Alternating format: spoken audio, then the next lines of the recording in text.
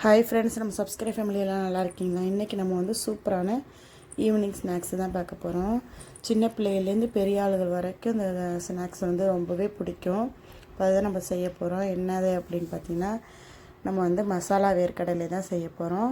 வேர்க்கடலையை நான் வந்து 1/2 கிலோ எடுத்துக்கிட்டேன். இது நான் வந்து சூப்பர் மார்க்கெட்டில் தாங்க வாங்கினேன். இது வந்து வறுத்தது இல்லை, வறுக்காத பச்சை வேர்க்கடலை.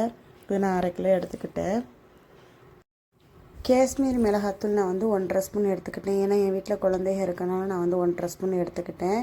உங்களுக்கு உரப்பு அதிகமாக வேணுன்னா 2 ஸ்பூன் கிட்டே எடுத்துக்கோங்க. காஷ்மீர் மிளகாத்தூள் உரப்பு இருக்காது. 2 ஸ்பூன் எடுத்துக்கிட்டாலும் சரி, 2½ ஸ்பூன் நீங்கள் எடுத்துக்கிட்டாலும் சரி தான். அப்புறம் வந்து நான் வந்து பெரிய பல் பூண்டில் வந்து ஒரு 3 பல் பூண்டு எடுத்து நல்லா நச்சு எடுத்துக்கிட்டேன். நீங்கள் நாட்டு பூண்டாக இருந்துச்சுன்னா ஒரு 7-8 பூண்டு எடுத்து நச்சு எடுத்துக்கோங்க. எடுத்துகிட்டு நம்ம அதையும் சேர்த்தாச்சு. உப்பு வந்து தேவையான அளவு உப்பு சேர்த்துக்கிட்டேன். பச்சரிசி மாவு வந்து 1½ ஸ்பூன் சேர்க்குறேன்.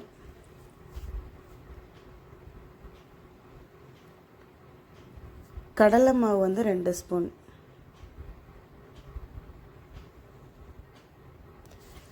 சேர்த்து நம்ம அதை பிரட்டி விட்டுறலாம். ஏன்னா அந்த மாவு வந்து அதில் இந்த கடலையில் வந்து ஒட்டாது.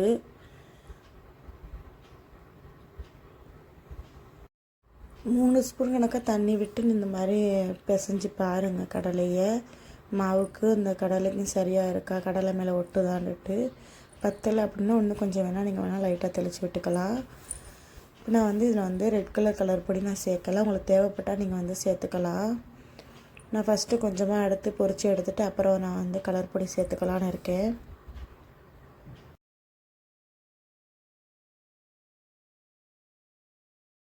ஃபஸ்ட் டைம் என் வீடியோ பார்க்கணும், சப்ஸ்கிரைப் பண்ணுங்கள், ஷேர் பண்ணுங்கள், லைக் பண்ணுங்கள்.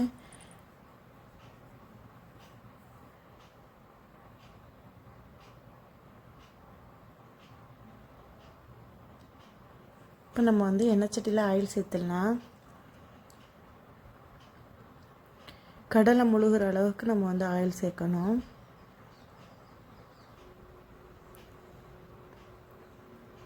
எண்ணெய் நல்லா சூடு வந்துருச்சா கொஞ்சோன்னு எடுத்து போட்டு பாருங்கள். இந்த மாதிரி பொரியாக கிளம்பிடுச்சு அப்படின்னா நீங்கள் வந்து அந்த வேர்க்கடலையை நம்ம வந்து எண்ணெயில் போடலாம். கெட்டியாக இருந்தாலும் எண்ணெயில் போட்டோன்னே அதை தனித்தனியாக உதிர்ந்துடும். பார்த்து எண்ணெய் வந்து மேலே படாமல் பார்த்து நீங்கள் செய்யுங்க.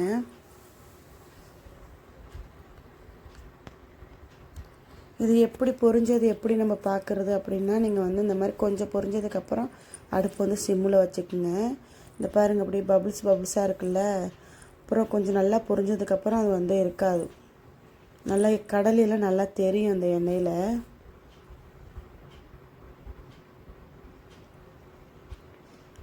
நான் வந்து கலர் பொடி போடாதனால வெறும் மசாலா மட்டும் போட்டதுனால அது வந்து கலர் கொஞ்சம் டல்லாக தெரியுது.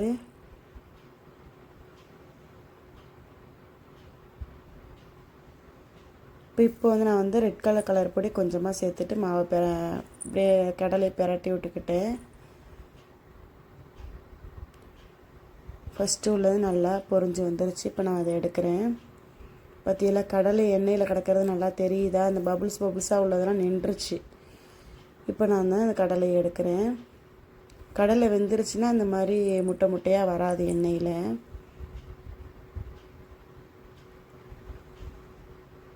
இப்போ நம்ம வந்து கலர் பொடி கலந்ததை நம்ம இப்போ சேர்க்கலாம்.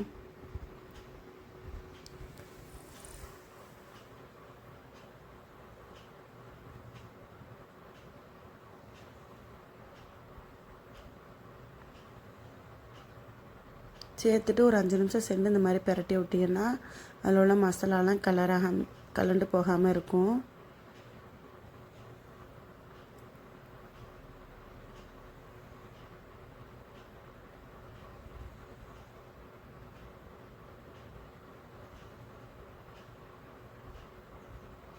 இப்போ நம்ம இதை எடுத்துடலாம். நல்லா பொரிஞ்சு வந்துருச்சு.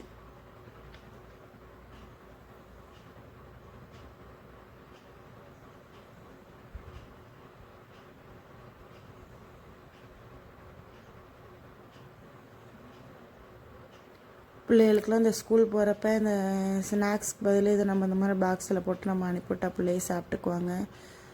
எப்படி இருந்தாலும் இது வந்து நம்ம வந்து ஒரு வாரம் வச்சு சாப்பிடலாம், நல்லாயிருக்கும். அதுக்கப்புறம் நம்ம வந்து டப்பாவில் போட்டு வைக்கிறப்ப அதில் வந்து எண்ணெய் வாடை வர மாதிரி இருக்கும். எல்லாம் இந்த மாதிரி பேக்கரியில் வாங்குகிற பொருள் பூரா அப்படி தான் வாடை வர மாதிரி இருக்கும்.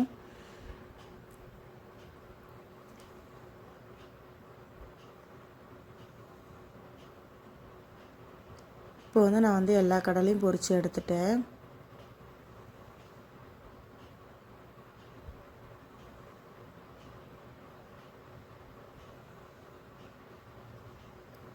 இப்போ எல்லாத்தையும் பொரித்து எடுத்தாச்சு. எடுத்தது நான் வந்து கருவேப்பிலை வந்து எல்லாம் அந்த ஒரு கைப்பிடி கணக்காக கருவேப்பிலை நான் சேர்க்குறேன். கருவேப்பிலை கொஞ்சம் பொரிஞ்சதும் நீங்கள் வந்து எடுத்துக்கோங்க. ரொம்ப பொரிய விட்டிங்கன்னா ஒரு மாதிரி கலர் மாறி போயிடும், இப்போ பார்க்க நல்லா இருக்காது. இது எப்படி நான் பார்க்குறது அப்படின்னா, நீங்கள் வந்து ஒரு கருவேப்பிலை எடுத்துக்குள்ள லைட்டாக நீங்கள் வந்து நசுக்கி பார்த்தீங்கன்னா தெரியும்.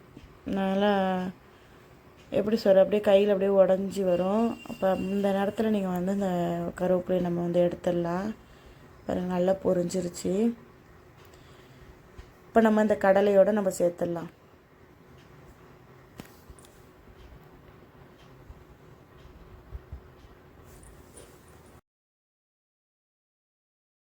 கடையில் வாங்கி கொடுக்கறதுக்கு இந்த மாதிரி நம்ம குழந்தைகளுக்கு வீட்டிலேயே செஞ்சு கொடுக்கறது ரொம்பவே நல்லதாக இருக்கும். ஏன்னா கடையில் என்ன கலக்கிறாங்க, என்ன அதில் சேர்க்குறாங்கன்னு நம்மளுக்கு தெரியாது. நம்ம வீட்டில் செஞ்சோம்னா நம்ம இந்த மசாலா தான் கலந்துருக்கோம், பிள்ளைகளுக்கெல்லாம் ஒன்றும் இல்லை, நம்ம தைரியமாக கொடுக்கலாம். இந்த கருவேப்பிலை அப்படியே போட்டுட்டு அப்படியே நான் ஒரு ஸ்பூனால் அந்த கடலை அப்படியே பெரட்டி விட்டிங்கன்னா கருவேப்பிலை எல்லா இடமும் பிரண்டு வந்துடும்.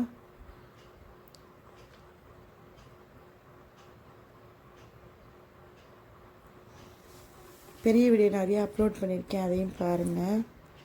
ஃபஸ்ட்டு நம்ம வந்து மசாலா வந்து கலர் பொடி சேர்க்காமல் சேர்த்தது தான் அந்த ஃபஸ்ட்டு கடலை நான் இப்போ போட்டேனே அது. இது நம்ம வந்து கலர் பொடி சேர்த்தனால கொஞ்சம் ரெட்டாக இருக்குது.